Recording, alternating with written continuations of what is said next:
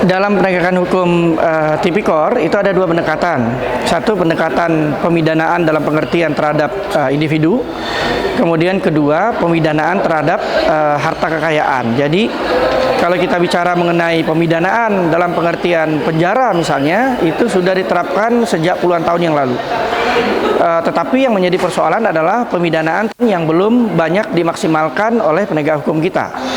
Jadi menurut saya mestinya ke depan terhadap tindak pidana korupsi yang dimensinya itu sebagian besar adalah kejahatan terhadap harta kekayaan, maka semestinya pemidanaan terhadap harta kekayaan itu harus dilakukan.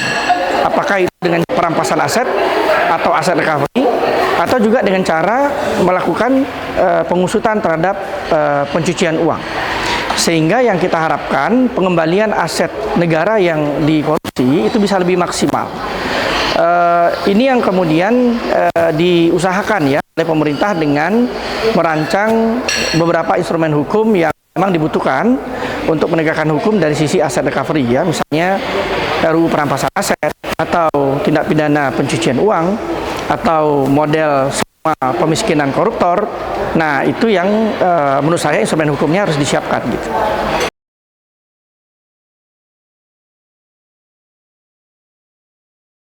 Nah, Konferensi Hukum Nasional ini tentu saja diharapkan akan membawa ide-ide, gagasan-gagasan mengenai bagaimana memperkuat upaya pemberantasan korupsi ke depan. Tidak hanya dari sisi pendekatan penal, tetapi juga pendekatan non.